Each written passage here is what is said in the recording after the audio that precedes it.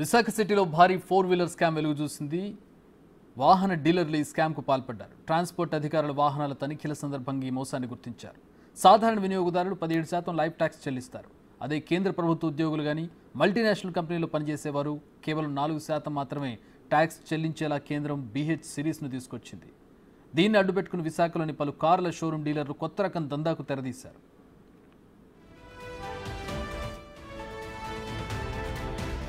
నకిలీ పత్రాలతో వాహనాలను BH సిరీస్లో రిజిస్ట్రేషన్ చేయడంతో ప్రభుత్వ ఆదాయానికి గండిపడింది. విశాఖపట్నంలో నివాసం ఉంటున్న వారికి అరుణాచల్ ప్రదేశ్లో నివాసం ఉంటున్నట్టుగా కేంద్ర ప్రభుత్వ మల్టీనేషనల్ కంపెనీ ఉద్యోగులుగా తప్పుడు నివాస ధృవీకరణ పత్రాలను సృష్టించారు. అలా వాహనాలను ఆ రాష్ట్రంలో రిజిస్ట్రేషన్ చేసి ప్రభుత్వ ఖజానాకు నష్టం కలిగించారు. తమ సేల్స్ను పెంచుకోవడం కోసం కొంతమంది డీలర్లు చేసిన ఈ బాగోతం ఇప్పుడు తీవ్ర చర్చనీయాంశమవుతోంది.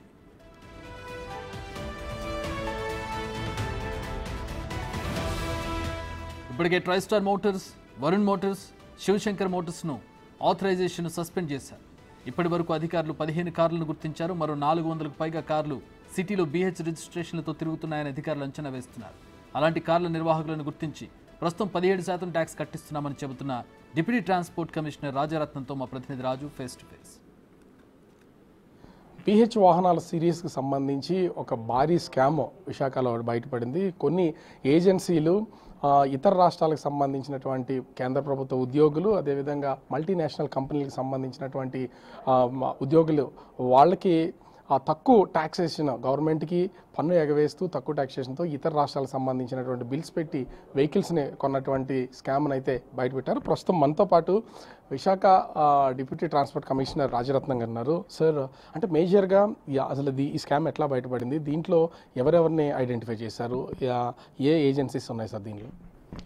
మనకి కేంద్ర ప్రభుత్వ ఉద్యోగులు లేదా కేంద్ర ప్రభుత్వ సంస్థలు మరియు ప్రైవేట్ కంపెనీలు అయితే కనుక 4 రాష్ట్రాల కంటే ఎక్కువ చోట ప్రజెన్స్ ఉన్న కంపెనీలకు సంబంధించి ఉద్యోగస్తులకి వెసులుబాటు కల్పించే ఉద్దేశంతో కేంద్ర ప్రభుత్వం ఈ BH సిరీస్ని తీసుకురావడం జరిగిందండి. సో అయితే కొంతమంది ఎంప్లాయీస్ ఈ BH సిరీస్లో తక్కువ ట్యాక్స్ ఉండటం వల్ల, అంటే మామూలు వెహికల్కి అయితే మనకి ఏపీలో 17% వరకు ఆ విధంగా ట్యాక్స్ ఉంది. సో దీనిలో అయితే 4% వరకు మాత్రమే చెల్లించవచ్చు కాబట్టి ఫేక్ అడ్రస్లు, ప్రత్యేకించి ఎక్కువగా అరుణాచల్ ప్రదేశ్ అడ్రస్తో వెహికల్స్ కొని వాళ్ళ పర్మనెంట్ అడ్రస్ వేరే ఏదో రాష్ట్రం ఉన్నా, ఈవెన్ ఆంధ్రప్రదేశ్ అయినా, ఆంధ్రప్రదేశ్లో పనిచేస్తున్నా కానీ ఈ అరుణాచల్ ప్రదేశ్ అడ్రస్తో రిజిస్ట్రేషన్ చేసుకోవడం ద్వారా ప్రభుత్వ ఆదాయానికి నష్టం చేయడం జరిగింది. అంటే వాళ్ళకి అడ్రస్ ఎట్లా వస్తున్నాయి అసలు? అంటే చాలామంది కొనుగోలు చేస్తూ ఉంటారు. అక్కడ అడ్రస్ కావాలంటే ఇక్కడ నివాసం ఉంటున్నా, ఇక్కడ జాబ్ చేస్తున్నటువంటి వాళ్ళకి అడ్రస్ ఎట్లా వస్తుంది అసలు? ఏమన్నా దీన్ని గుర్తించారా? అంటే జనరల్గా ఏం చేస్తున్నారంటే ఈ వెరిఫికేషన్ కూడా అది కేవలం డీలర్ల లెవెల్లోనే పరిమితం అవుతుంది టెంపరీ రిజిస్ట్రేషన్ ఇవ్వడానికి. సో దానిలో 3 స్టేజెస్ ఉంటాయి: డేటా ఎంట్రీ, వెరిఫికేషన్, అప్రూవల్. ఈ 3 కూడా డీలర్ వద్దే జరుగుతుంది కాబట్టి వాళ్ళు కస్టమర్ ఏది ఇస్తే అది తీసుకొని, అంటే అది జెన్యున్గా వెరిఫై చేస్తే అడ్రస్ ప్రూఫ్ కాదని కూడా వాళ్ళకి కూడా అర్థమవుతుంది.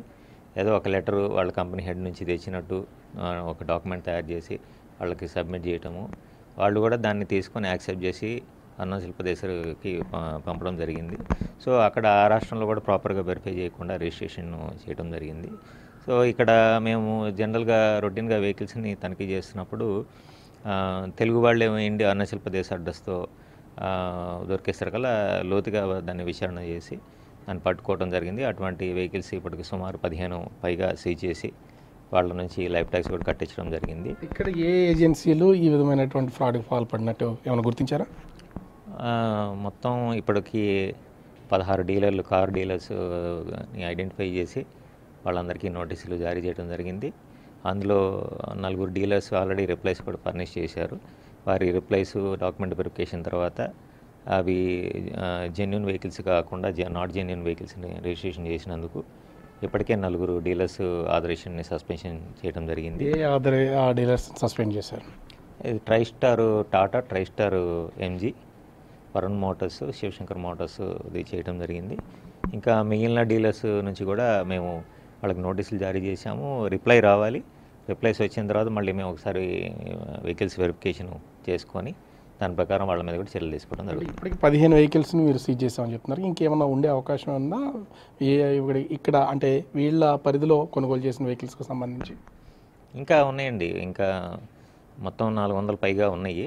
సో అవన్నీ కూడా మనకి దొరికినట్టు చేస్తున్నాము. అండ్ డీలర్స్కి కూడా నోటీసులు ఇవ్వడం వల్ల వాళ్ళు కూడా కొంతమందితో కట్టించడం జరిగింది ఇప్పటికీ.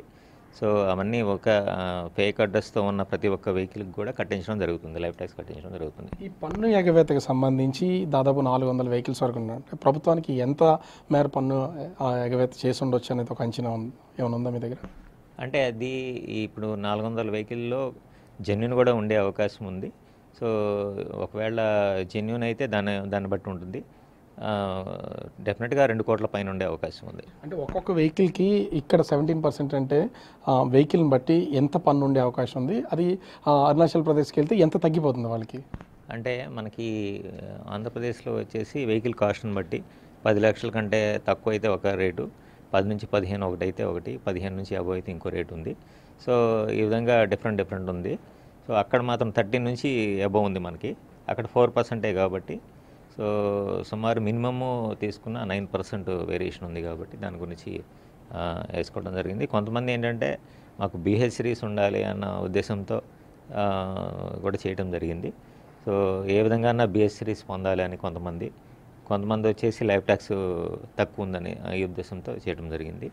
సో ఎటువంటి వాటి ప్రతి ఒక్కటి కూడా వెరిఫై చేసి కట్టించడం జరుగుతుంది. అంటే ఈ కేవలం ఈ పన్ను ఎగవేత కోసం BH సిరీస్ కోసం వెళ్ళినటువంటి వాళ్ళు వీళ్ళల్లో ఈ వెహికల్స్ని మీరు ఆల్రెడీ తనిఖీలు చేస్తున్నారు.